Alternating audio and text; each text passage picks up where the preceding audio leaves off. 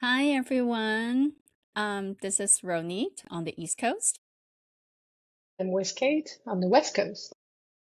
and we Good to are see you, everybody, or hopelessly, not see you. oh We're yeah, hopelessly but unedited. so everybody knows we're hopelessly unedited. So today's episode, we're gonna talk a little bit about one movie and two book series that I personally have seen and read, and I'm gonna share my synopsis, my perspective of the synopsis of these three different things with you guys.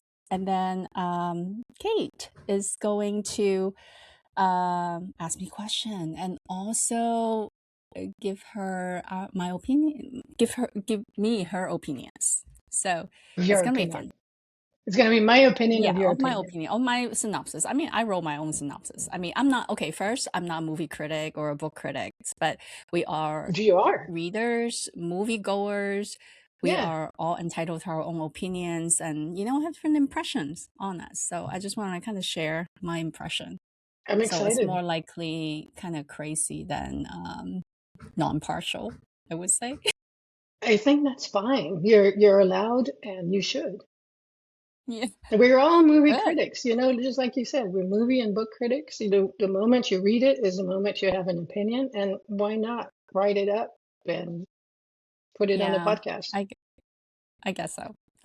Okay, so the first one, I'm sure like with Kay, we talked about it. I know you've seen it when I told you a little bit, and you were a little surprised of my opinions about this movie. Um, so I'm gonna read what I wrote. Okay, so the first movie is Avatar. So I'm sure a lot of you have seen it. So this is, I honestly, it's 162 minutes long, the theatrical release. So I just had such a hard time. Actually, I think the story is actually kind of simple. So here is what I got from it. It's basically about awful human beings try to colonize an alien moon so that they can mine some precious metals. Nothing new here. So the main character, Jake, is a disabled veteran who gets pulled and operate one of the avatars to do the company's dirty work. And the job was actually meant for his twin brother, who just kind of senselessly die for some random reason that barely mentioned in the movie. And the reason why they chose him because they were twins, so they share the same DNA, and so Jake can just step in it and use the avatar build for his twin brother.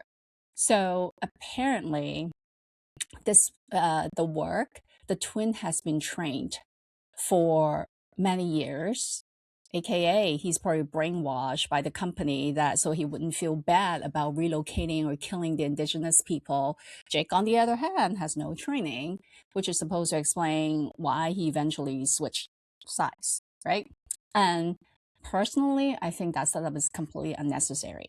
To me, it would be even more interesting if the trained twin still kind of woke up and chose the right side. So that would be a stronger message, but whatever. Um, as I said, I'm not a writer director who makes millions of dollars and keep dumping his wives to marry someone he met on set. He's on wife number 5 now, and I guess he's not switching is because he's only making this blue alien movie, and that's not his cup of tea or something. Sorry, kind of veer off to the far end there. But anyway, Jake gets dropped onto the moon, learns the way of the people, falls in love with the princess, switch sides, and help defeat the evil human corporation. So this is basically Pocahontas. Think about it. Same story, different skin color, and way more CGI. And the movie is packed with, at the of the time, like the most advanced visual effects. But it dragged for like almost 3 hours. And honestly, it could be just a 90-minute movie. It would be just fine. Jake doesn't go back to Earth with a princess like John Smith did, but apparently they're supposed to be. I can't believe they're making number 4 and number 5, number 4 and 5 movies after this third one currently. And then the alien love interest is supposed to go to Earth now to seeing the human earth dying and stuff like that. So that is my take. So anyway, so technically, I've seen it 3 times. I'm a social person. Every time when people say, "Oh, let's go see Avatar," I say, "Okay." It's not because I love the movie. It's just because people ask me to go out. I'll just say, "Okay, let's go." And the thing is, I fell asleep every single time. Luckily, I fell asleep at a different part of the movie, so I actually saw the whole movie. But you told me 3 times. So that's my take of the movie. So, Kate, what are your thoughts on this movie and what I feel about this movie? It's I don't know very many people who don't like the movie for the reasons you don't like it. Um, and Like, why? I mean like being social and going to the movies with people, like if you don't like a movie, I would be okay to say like, well, it's because you sit in the dark. You're not socializing with the people, so you might as well just say like, hey, let's go out to dinner, or I'll see you afterwards for drink, and not go see it. But if you wanted to see it entirely and then you slept and you ended up seeing it whole because, I mean, it took you 3 times. That's a lot of money spent for seeing an entire. Anyway, that's my take on like your approach to being social. Well, you know what? Few times I didn't have to pay because I went with a guy and they paid for it. Mm, I The see. one time I paid, I went to the IMAX theater. So, but that one I paid good money for it. But that's besides the point. Yeah. So, um, what about the special effects? Did you like the special effects? At first I was like, oh my God. And then after that, I thought, oh, I'm getting a headache. Because it was just like, jumping, going in and out. I think that only caught my attention for about a few minutes. And after that, I was like, okay, is there any more of this? Again and again and again. There's plenty of action movies that employ the same stuff. Like for me, for instance, the Bourne Identity. Like at some point, I couldn't watch it anymore because the fight was just Mm, a blur. It's like 10 minutes of blur. You don't even see how cool it is. It's like yeah. they're fighting and he's going to come on top. So that puts me to sleep Mm-hmm. because I can't deal with the blur. But in Avatar, they actually showed you beautiful visual effects. I guess I'm a video gamer, like I play video games and Mm, I true. really enjoy seeing beautiful new worlds and great special effects like that. Like that makes me very happy to see something I've never seen before. And it sounds like you didn't enjoy that so much. Well, okay. A little bit off topic. I am not a very artsy person. I mean, this might make me look very uncultured and but I don't care. I'm old. I could, this is who I am. I think my younger daughter, she was artsy, and then at Seattle Art Museum has some kind of exhibit, and I forgot who that was. Honestly, all it's abstract, right? Type of art. It's not Picasso, but it's someone else. I forgot who. And seriously, 50% of the stuff, all I saw were penises and Was, vaginas. hey, you Mm, know but what? I mean, you saw something, right? Art is supposed to elicit some sort of response from you. And for you to like see something in there, so if you saw penises and vaginas, then that's how the art made you feel. I don't know that it's bad. I mean, if you don't want to see penises and vaginas, obviously it's bad, but like the fact that I it don't was think they're abstract and you supposed to saw be. something, I don't think they're you, supposed to be. Because when I told my daughter, she laughed. She said, Mom, that's a bird. And then I said, yeah. So what's the difference? oh, if you don't know the A difference bird and a between a penis. bird and a penis and a vagina, then I can't help you, my friend. Exactly. But anyway. But so to go back to Avatar, I think I'll give you that the story is very simple. It's very simple. There's not really Pocahontas. a lot of. It's predictable from beginning to the end. Like you really know what's going to happen. But the whole thing is about like getting you engulfed in this other world, this place that we've never seen before, people we've never seen before who have these abilities. And so like if that doesn't get you transported, so it's kind of, so to me I liken this to like maybe the Lord of the Rings movie. You know, you Mm, have that universe around you and the story is better, right? But it's much still better. kind of simplistic. It's still kind of a simplistic story. You know that he's going to win at the end, right? Like you know that there's some things in the middle, uh, some story in the middle, but it still is, you know, it gets you engulfed in this entire world of little people and big people and monsters and whatnot. And then Star Wars does that too, you know. So like you are in space and we've never seen space stations. We've never seen stuff like this when Star Wars came out, you know? And here it was, this entire world. So, like, if you were able to get like, engulfed in both these movies, it's kind of odd that you couldn't in Avatar. So, where You are you? know, it maybe is because like you talked about Lord of the Rings and Star Wars, the relationship of the people, that development is so much better than Avatar. And I think all these special effects, as you said, yeah, these worlds is so different, different ability, but they kind of there's a distraction or they didn't put enough emphasis on it. And they just wanted you to see this world almost. But anyway, okay. Um, I mean, Yeah, I mean, I think that's the idea is to get to see this world. And then I'm a sci-fi geek. You know, I love Star Trek. I love Star Wars. I love things like this. And so when I saw this world, I was like, whoa, this is so cool.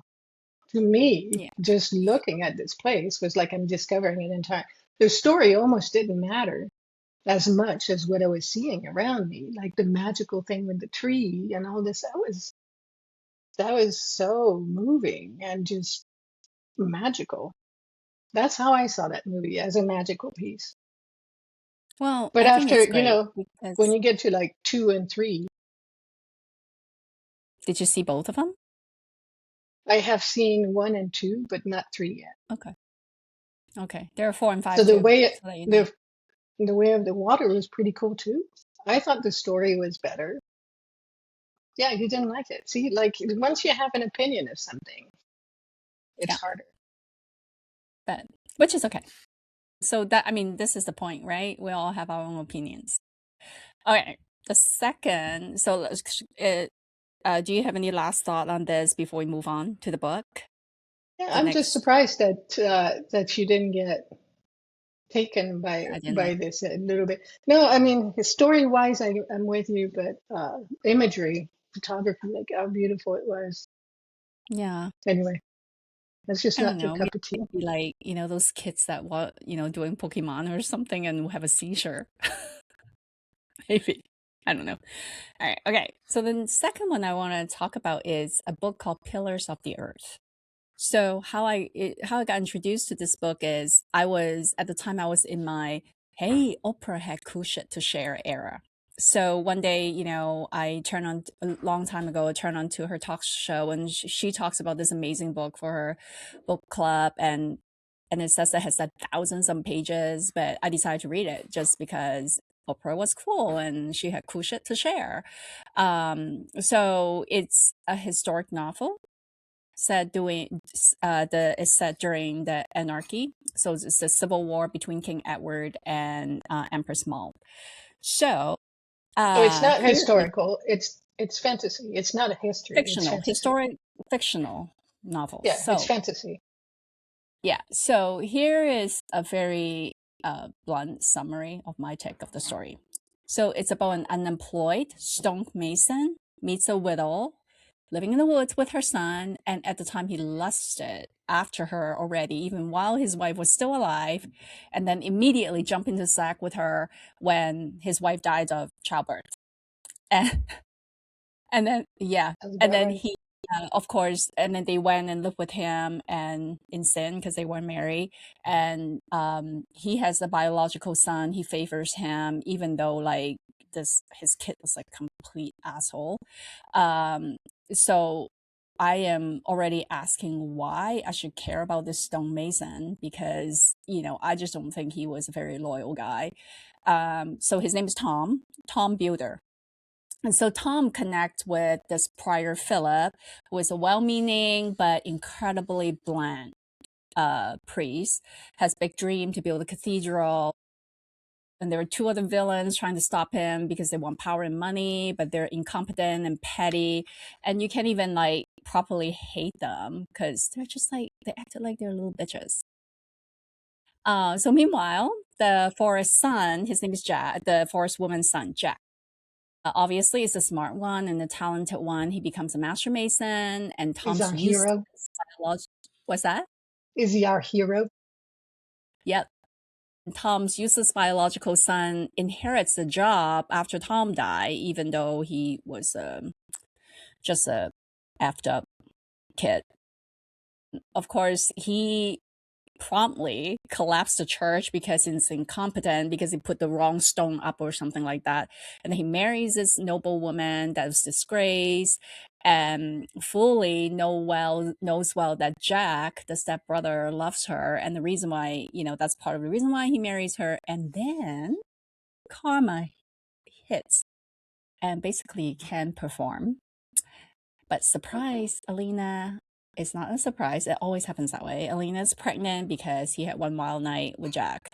And then Jeff have to leave England, travels to Spain or maybe Italy, and learns all kinds of cool architectural technique and come back and finally finish the cathedral. And so it's just like totally stupid, if you ask me. I think actually the premise is interesting, but I could not stand the writing because the characters, they speak in a very modern language, including swear words that say the F words multiple times. And it completely pulled me out of that medieval setting.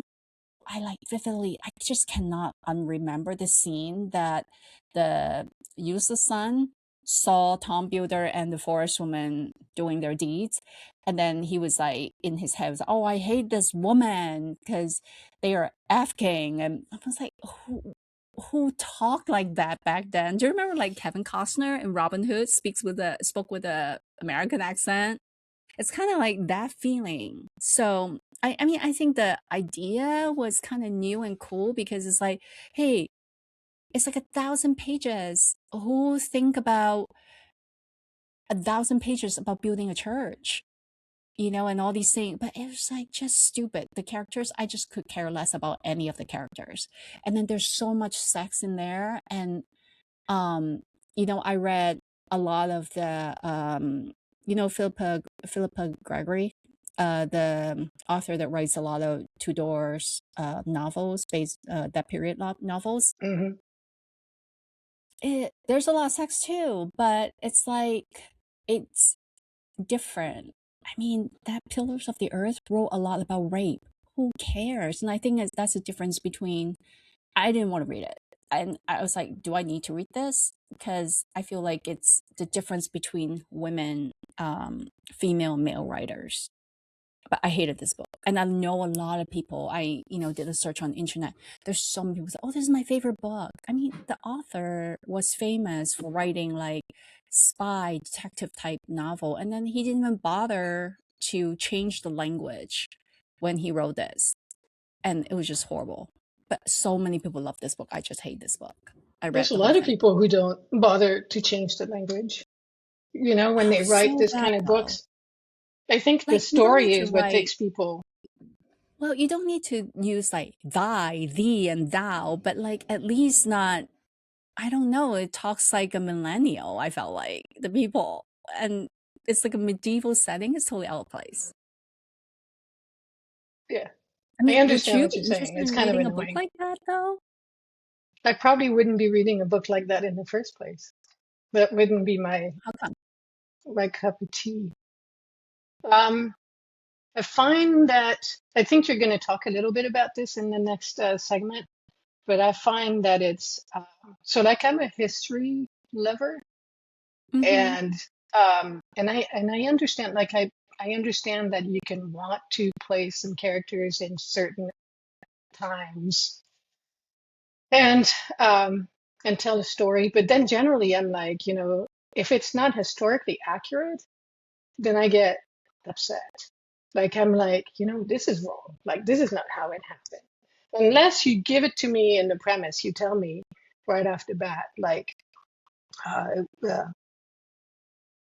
whatever that movie was where Hitler won, or he was killed rather, in the theater. Um, yeah, whatever. It's great. It's a great movie, but I forget the title.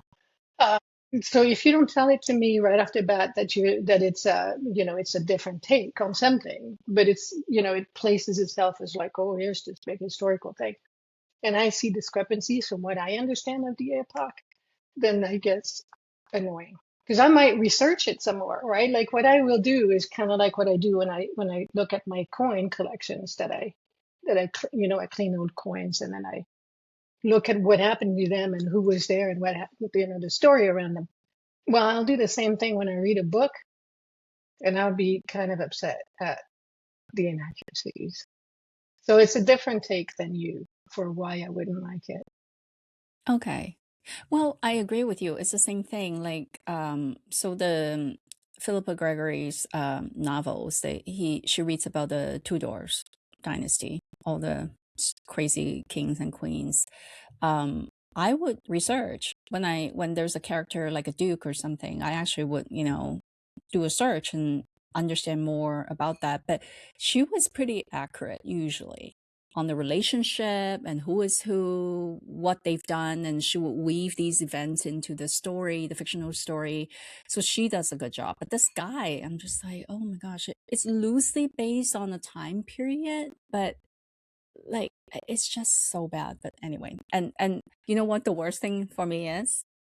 It's 1,000 pages. I could not believe I got suckered into reading 1,000 pages of shit. Sorry, crap, whatever. But so that's my take.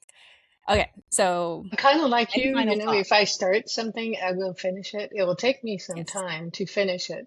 I'll drag it on, but then I'll yeah, finish it because I started. yeah. It might get Any better, final like who thoughts? knows? Sorry. No. Okay, so let's move on to the last one, and a lot of people have read this series, probably following the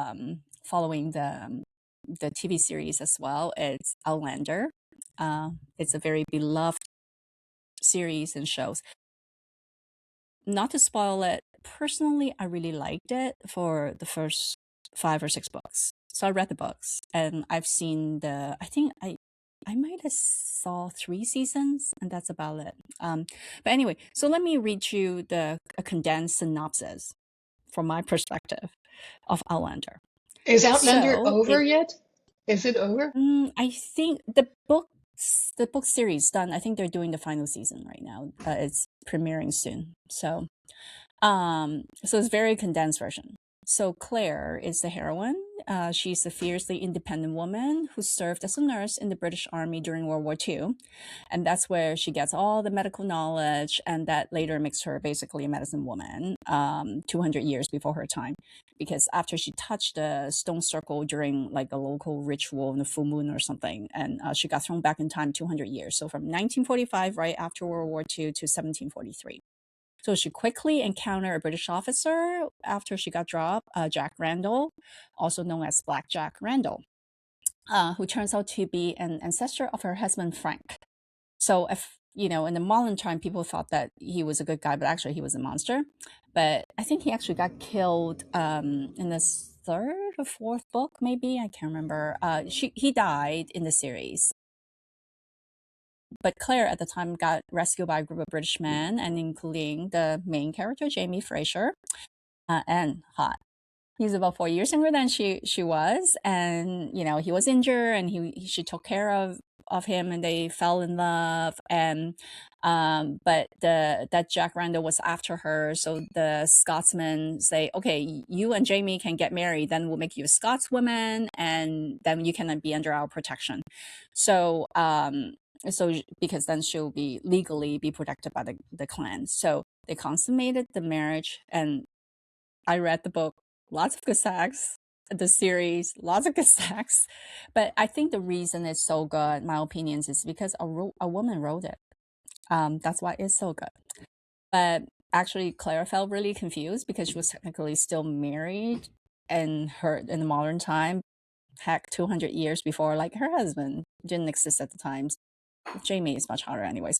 You know, Frank is like totally boring. So, and ended up that Blackjack Randall was actually gay, and of course he's obsessed with Jamie. Everybody was obsessed with Jamie. Who wouldn't? So that it goes on, and then there's a lot of good things happen, but a lot of best things happen, and blah blah blah blah blah. It just keep going on and on like that. So that's why I got through about 5 or 6 books, and then I just couldn't do it anymore because it's like I thought, what else can go wrong with these two people? Can they just like settle in the land and the house, just live, or Claire just go back to the future and wrap the books? But I do love the writing still. I just think that it dragged too long. So you also have a hard time after a few books, seasons of the story, though.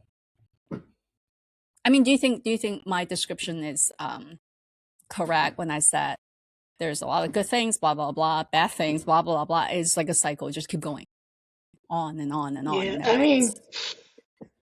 it's such a mess, that whole entire Outlander series. So I haven't read the books because they're fantasy books again, you know. But yeah, my wife and I got into watching it on TV, you know, watching on Hmm. Netflix. I think it's on for us. It's on Netflix. Yeah. Um, and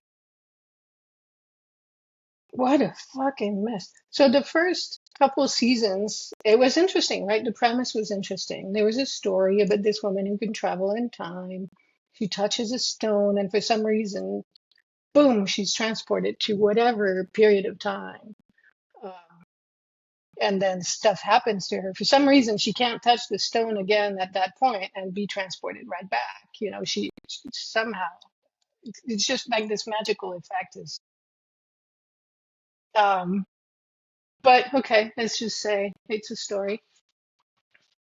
And you know, she meets this guy, but she gets raped. She gets raped like what, 20 times in the entirety of the series? I don't know how many times she gets raped. She gets raped a lot.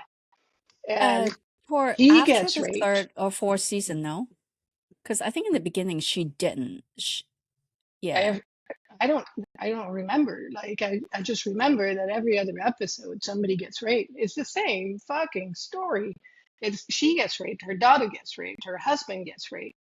You know, like the other like everybody gets raped, and there's always some nasty person, and you can see the story from afar. And I had lost interest. You know, like we are dragging on to I don't remember even what. Like every time a new thing comes up, Netflix says, "Oh, Outlander is back on," and we're like, "Oh, fuck, we should watch."